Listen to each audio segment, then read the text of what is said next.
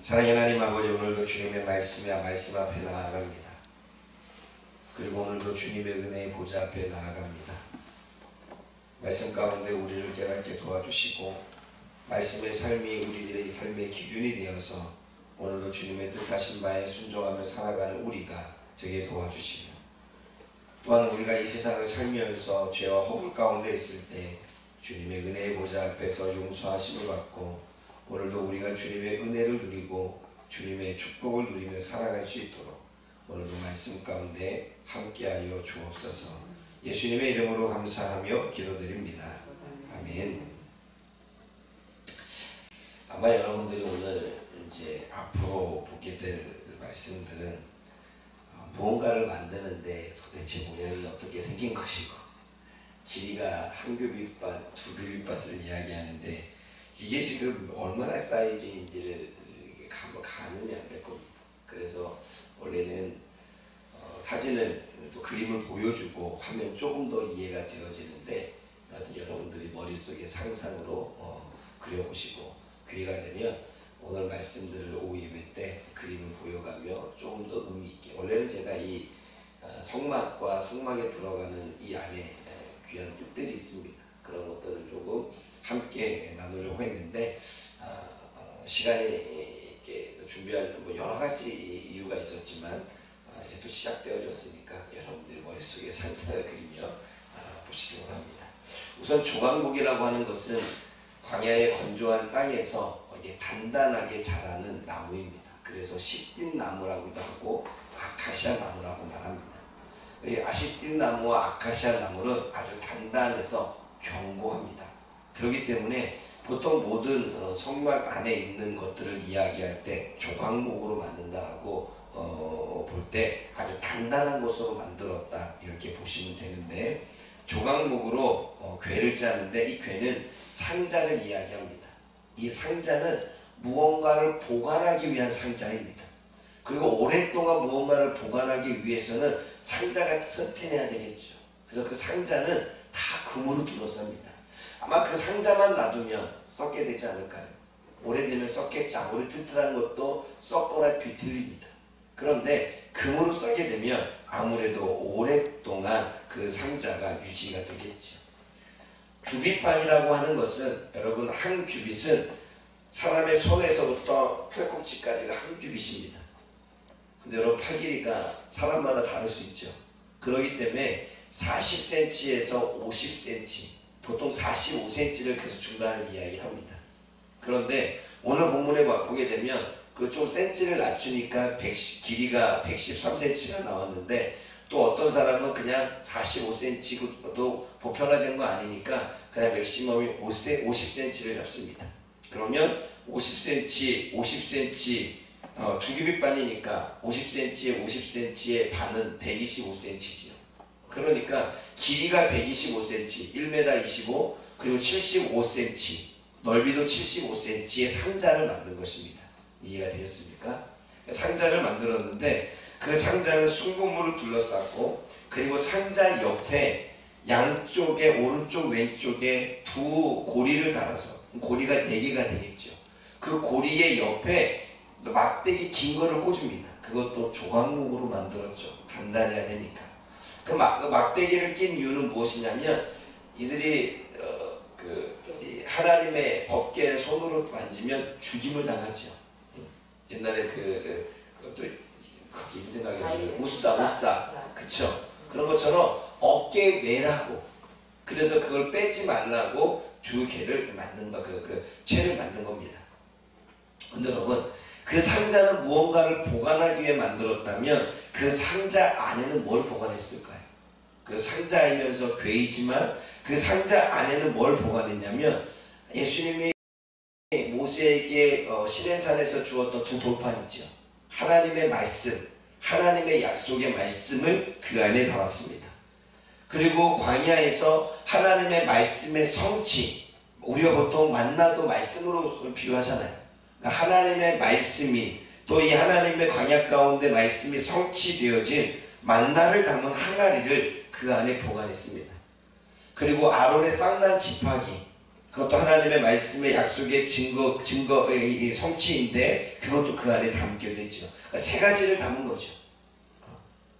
이 모든 것들이 하나님의 말씀과 연관되어져 있습니다.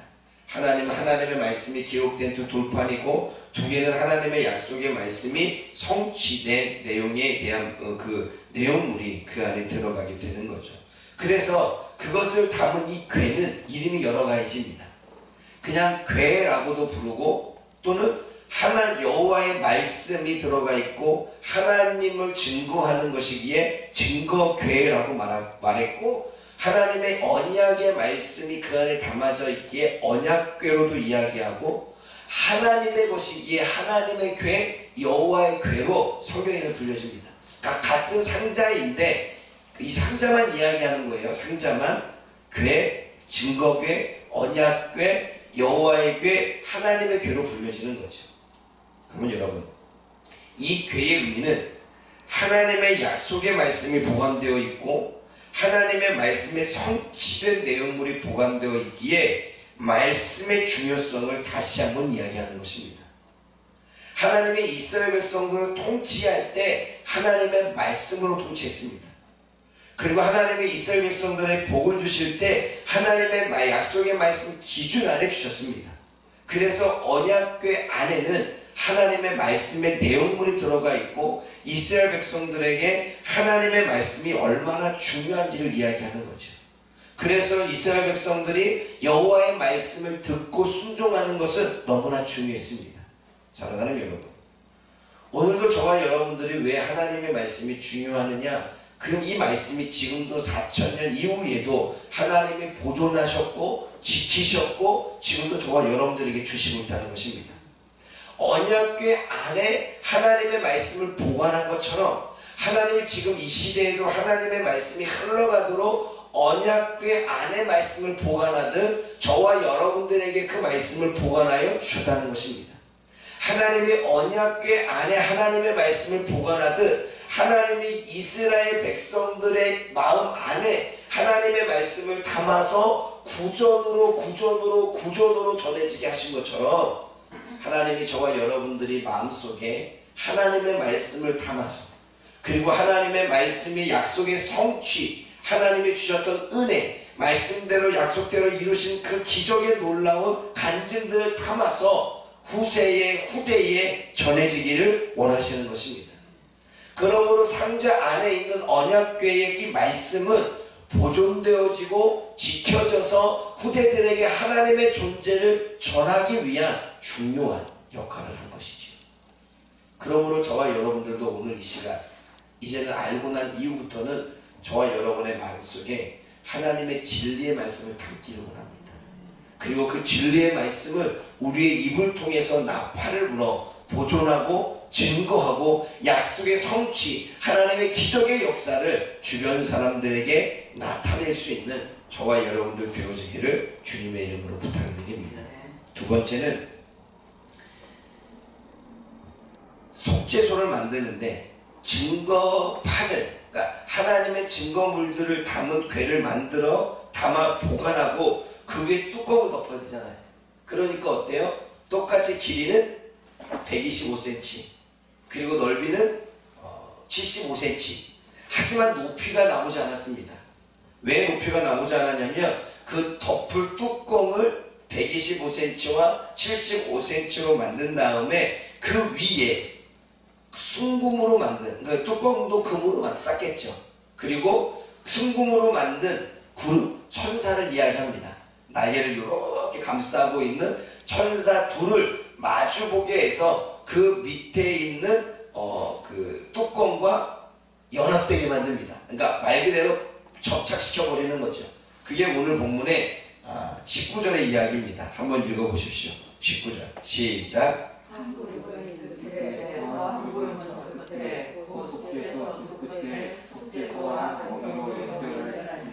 속죄소는 이 뚜껑을 이야기하는 거예요. 그 뚜껑 속죄소 한쪽은 이 끝에, 하나는 이 끝에 서로 마주보게 해서 속죄소와 한 덩어리가 되도록 접착시켰다는 것입니다. 마치 우리가 납땜하듯 금과 금이 접착시킨 거죠. 이해가 되셨습니까? 그리고 그것을 덮었습니다. 여러분, 아래는 궤이고 위에는 속죄소입니다. 둘의 이름이 다릅니다. 그리고 이것을 통틀어 하나가 법궤입니다. 그러니까 법궤라고 하는 것은 그 하나하나를 얘기하는 게 아니라 위에 있는 것은 궤고 아래에 있는 것은 속죄소, 위에 있는 것은 언약궤고 증거궤고 아래에 있는 것은 증거궤고 언약궤고 그 위에 뚜껑을 덮는 것은 속죄소이기에 그 위에 덮어져서 하나가 되어졌을 때 법궤가 되는 것입니다. 이해가 되셨습니까? 그럼 여러분, 이 속죄소는 궤를 덮는 뚜껑인데 속죄소의 의미가 있습니다. 대제사장들이 속죄일에 이 속죄소 위에다가 이렇게 피를 뿌려서 이스라엘 백성들의 죄를 사합니다. 레위기 16장에 보게 되면 대제사장이 지성소에 들어가서 위에다가 언약궤 그 위에다가 피를 해서 이 백성들의 죄를 사해주는 거죠. 그러니까 속죄소 두 그룹 사이에 하나님이 이스라엘 위하여 모든 일을 이루리라 라고 하는 이 말씀은 속죄소와 속죄소 사이에 있는 이 그룹들 그 사이에서 하나님이 이스라엘 백성들의 온 백성의 죄를 용서해 주시는 거죠. 그래서 속죄소에는 다른 이름이 있습니다. 그게 무엇이냐면 시은좌입니다. 시은좌는 은혜의 보좌의 앞에 베풀어지는 자리입니다. 그러니까 하나님의 은혜가 베풀어지는 자리, 그게 시은좌입니다. 무엇이 하나님의 은혜입니까? 백성들의 죄를 용서해 주는 것이 하나님의 은혜이지요. 그래서 용서의 은혜, 구속의 은혜, 구원의 은혜가 베풀어지는, 죄사함의 은혜가 베풀어지는 은혜의 자리, 그래서 속죄소 시은좌라고 이야기합니다. 여러분, 우리가 히브리서 말씀을 보게 되면 너희는 담대히 하나님의 은혜의 보좌 앞에 나아갈 것이다 라고 이야기했죠. 그러면 하나님의 은혜의 보좌 앞에 나아간다는 것은 속죄소 앞에 나아간다는 것이고, 하나님의 은혜의 보좌 앞에 나아가고 속죄소에 나아간다는 것은 죄사함의 은혜 가운데 나아가는 것입니다. 이해가 되셨습니까? 그러므로 속죄소는 죄의 용서, 하나님의 용서, 죄사함의 은혜가 주어지는 자리입니다. 그러므로 하나님은 이스라엘 백성들의 죄를 용서하기 위해 속죄소인 이 시은자를 제작한 것입니다. 여러분, 예수 그리스도를 이 땅에 보내줘서 하나님의 죄사함을 이루듯 하나님은 속죄소를 만들어서 이스라엘 백성들의 죄를 사해 주시고자 원하시는 하나님의 놀라운 뜻이 있었다는 것입니다. 그러므로 하나님은 저와 여러분들의 죄를 구약이나 신약이나 지금도 용서하기를 원하시는 것입니다. 구약에서는 속죄소 안에서 매일같이 지은 죄를 용서를 받아야 됐다면 예수님이 오시고 나서는 우리가 영원히 죄사함의 은혜를 받게 된 것이지요. 지금도 우리는 그 은혜 앞에 사는 것입니다. 그러므로 우리는 늘 시은자 앞에 있는 것입니다. 하나님의 은혜의 보좌 앞에 우리는 오늘도 살아가는 것입니다. 하나님의 은혜의 보좌 앞에 우리는 내일도 살아가게 되는 것입니다. 그러므로 여러분, 날마다 주님을 찾아 그 은혜의 자리에 나아가 주님 앞에 용서를 얻고 주님 앞에 새로운 삶의 시작을 고백할 수 있는 저와 여러분들 되어지기를 주님의 이름으로 부탁을 드립니다. 그러므로 오늘도 하나님은 저와 여러분의 모든 죄를 용서해 주십니다. 그리고 그 은혜의 자리가 오늘 이 자리가 되는 줄 믿습니다. 그러나 이 모든 것들을 여러분 그룹이 지킵니다. 성막을 보면 들어오는 입구에 그룹이 지키고, 성소에 들어갈 때 그룹이 지키고, 지성소에 들어갈 때 그룹이 지키고, 그리고 법궤 위에 있는 그 그룹이, 속죄소 위에 있는 그룹이 지킵니다. 뭘 지키고 있습니까? 말씀을 지키고 있고, 그리고 죄사함, 속죄소만이 하나님의 이스라엘 사람들의 죄를 사할 수가 있죠. 여러분 잘 생각해 보세요.